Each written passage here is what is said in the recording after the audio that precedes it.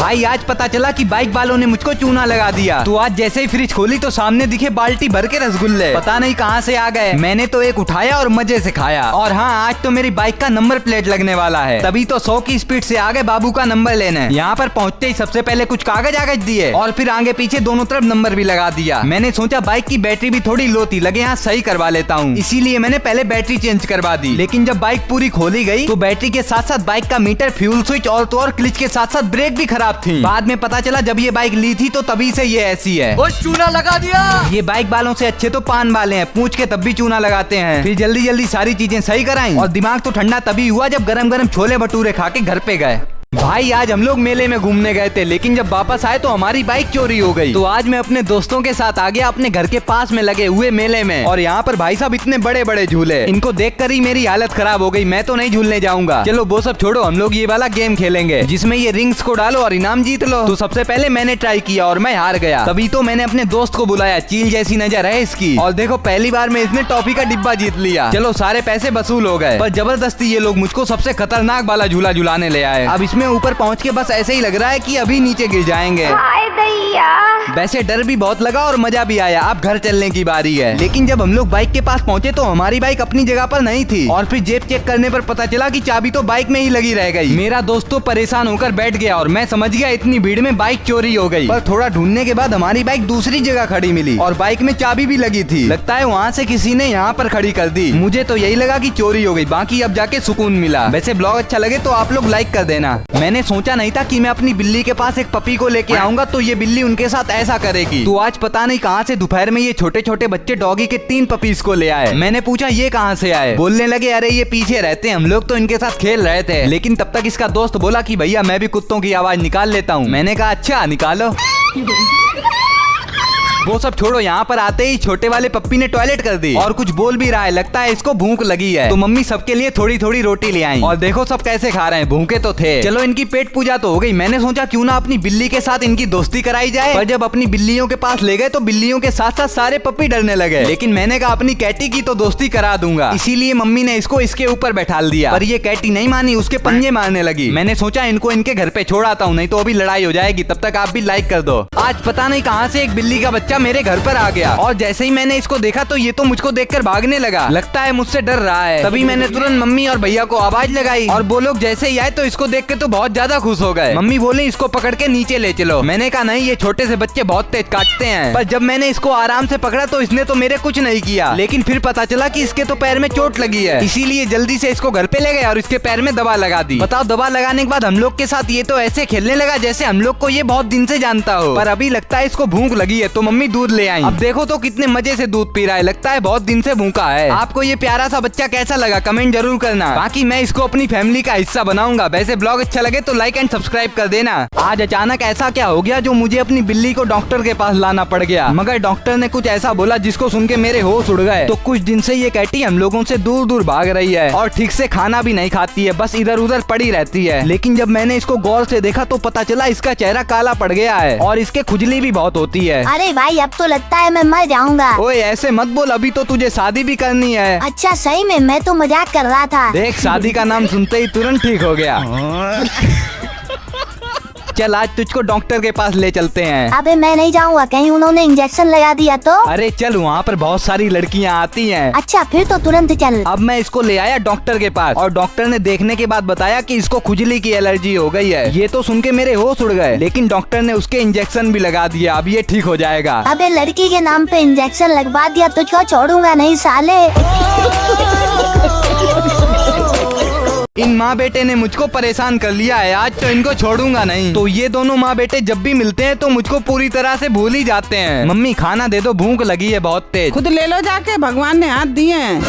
देखा मैंने कहा था ना। लेकिन आज ऐसा नहीं होगा, इन लोगों का कुछ तो करना ही पड़ेगा। मगर वो 2 लोग और मैं अकेला, ऐसे तो फंस जाऊंगा। अबे टेंशन क्यों ले रहा है, मैं भी तो हूँ। हाँ ये बात, हम भी 2 और वो भी 2, अब मजा आएगा। हाँ आज तो मैं भी उनको नहीं छोड़ूंगा, मुझको भी दूध नहीं देते हैं। ठीक है चलो उनको सबक सिखाते हैं। हाँ चल भाई। A few moments later. Mummy जल्दी से मुझको खाना दे दो, नहीं तो तुम दोनों के लिए अच्छा नहीं होगा। क्या अच्छा नहीं होगा? अरे ये दूध कौन पिएगा? अरे मैं पीऊंगा, मैं। अब बताओ कैटी, इसका क्या करें? अरे मारो साले को।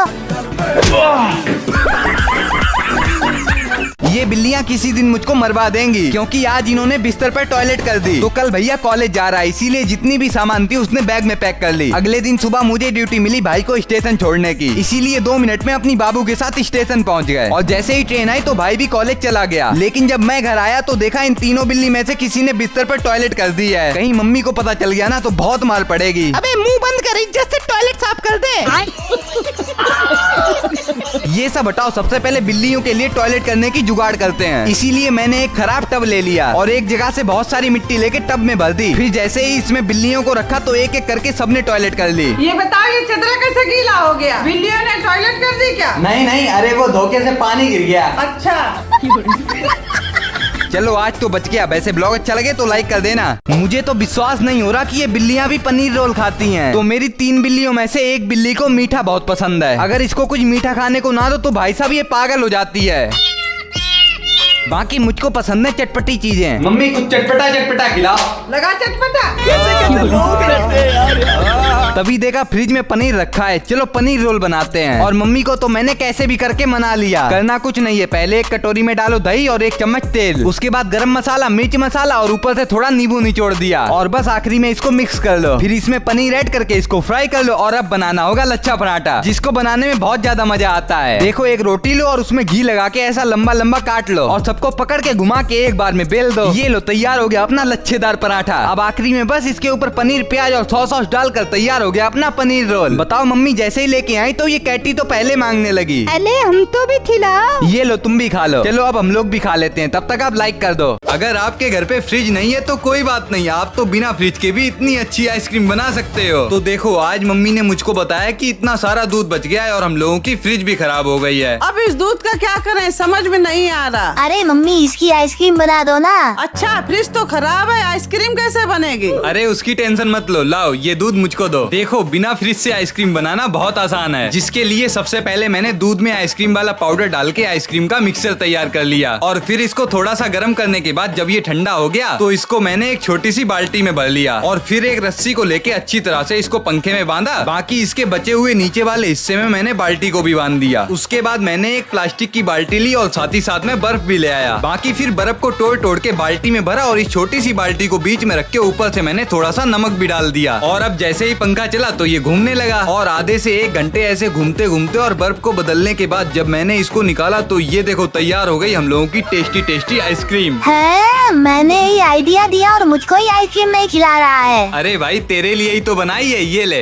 भाई। आज मैंने घर पे बिना लाइट से चलने वाला पंखा बना दिया। तो आजकल इतनी ज्यादा गर्मी पड़ रही है कि कहीं भी जाओ सिर्फ पसीना आता है। देखो धूप कितनी तेज है, कहीं भी पैर रख दो तो जल जाए। और ऊपर से मेरे घर पे सुबह से लाइट नहीं आ रही है। अबे लगता है इस गर्मी में मैं पिघल जाऊंगा, साला पंखा तक नहीं चल रहा है। क्या पंखा? रुक जा, पंखे की जुगाड़ करता हूँ। अब गर्मी से बचने के लिए मैं घर पे ही पंखा बना लूंगा, जिसके लिए मैंने एक बोतल ले ली और इसमें ऊपर नीचे और बीच में एक एक होल कर दिया। उसके बाद ये पंखा लिया और इसमें एक लकड़ी को डाल दिया और उस लकड़ी में एक धागा बांध के इस होल से निकाल लिया। बाकी बोतल को अच्छे से बंद किया और तैयार हो गया अपना बिना लाइट से चलने वाला पंखा। ले हो गई तेरे पंखे की जुगाड़। अरे लाइट आ गई क्या? नहीं, ये देसी पंखा है। वाह भाई साहब बहुत ठंडी हवा आ रही है, ला ये पंखा मुझको दे। आज देर होने की वजह से मैं जल्दबाजी में बिना टिकट के ट्रेन में चढ़ गया, लेकिन तभी वहाँ पर टीटी टिकट चेक करने आ गया। फिर जो मेरे साथ हुआ वो सब देखने लायक था। अच्छा हाँ, तो आज सुबह होते ही मैं भाई के साथ स्टेशन पर आ गया। मगर क्यों? क्योंकि मेरा तो 12th हो चुका है और अब मैं जा रहा हूँ कॉलेज में एडमिशन लेने। इसीलिए जल्दी से ट्रेन आई और ट्रेन में खड़े खड़े हम लोग कब कॉलेज पहुँच गए पता ही नहीं चला। बाकी वहाँ पहुँचकर मैं तो बैठे ही रह गया और भाई ने उधर एडमिशन भी करवा डाला। मेरा एडमिशन करवा के 10 मिनट बाद मेरी ट्रेन भी थी, इसीलिए भाई साहब जल्दी से बस पकड़ी और स्टेशन पहुँच गए। लेकिन साथ ही साथ मम्मी ने कुछ खाने को भी दिया था और उसको जैसे ही खा पाए तो तुरंत ट्रेन भी आ गई। और इसी जल्दबाजी के चक्कर में हम लोग टिकट लेना भूल गए और सीधा ट्रेन में चढ़ गए। और भाई साहब मैं एक बात बताऊं, जब भी मैं टिकट लेके ट्रेन में चढ़ता हूं तब कोई टीटी टिकट चेक करने आता ही नहीं। और आज भगवान ने ही परीक्षा ले ली और टीटी टिकट चेक करने आ गया। और ऐसी बवासीर वाली समस्या में भाई तो बाहर रह गया, लेकिन मैं ट्रेन की लेट्रिन में घुस गया। मेरे को तो ऐसा धक धक हो रहा है। लेकिन क्या बताऊं भाई, टीटी की नजर तो ट्रेन की लेट्रिन में भी थी, इसीलिए पेनाल्टी देके मामला खत्म करना पड़ा। बाकी जब भी ट्रेन में बैठना टिकट लेके बैठना। वैसे ब्लॉग अच्छा लगे तो लाइक कर देना।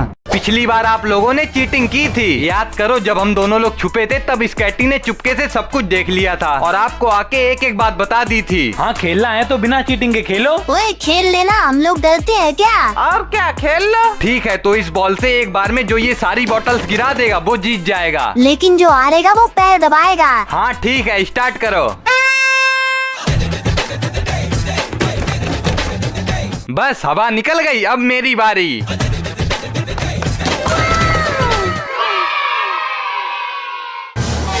अरे हम लोग तो आ गए। ओए चल, अब मम्मी से पैर दबाएंगे। A few moments later. Mummy आप हार गई, अब हम लोगों के पैर दाबो। अपनी मम्मी से पैर दबाओगे, शर्म नहीं आती?